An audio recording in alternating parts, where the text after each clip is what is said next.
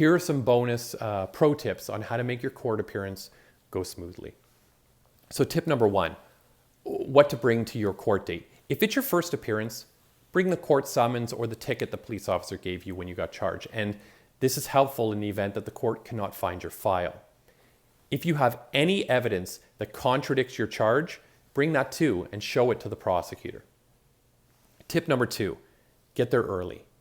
Very important. The earlier you get to court, the earlier you will be able to leave. This is especially true with busier courts.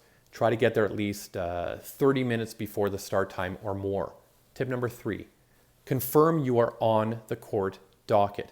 With every court date, there's a list of everyone that needs to appear, and that list is called a court docket.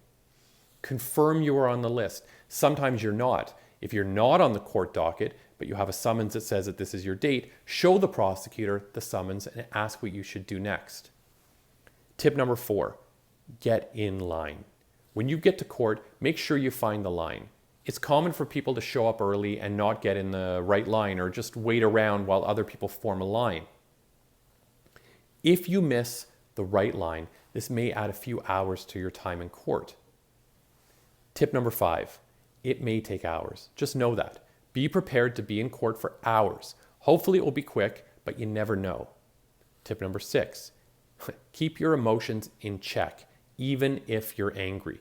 Getting charged with stunt driving or racing is very stressful, but it's important to keep your emotions in check in the court because everyone in the courtroom has a job to do. You are now in a legal process and you need to ride it out. Tip number seven, make sure you stay after meeting with the prosecutor. After you meet with the prosecutor, your court date isn't over. You can't leave. You must have your case heard before a justice of the peace in order to set that next date.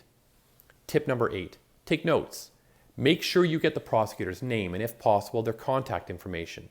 And take note of your next court date or your next court appearance, the date, time, and the courtroom, because the courts will not send you a notice of your next date. So it is your responsibility to write that down.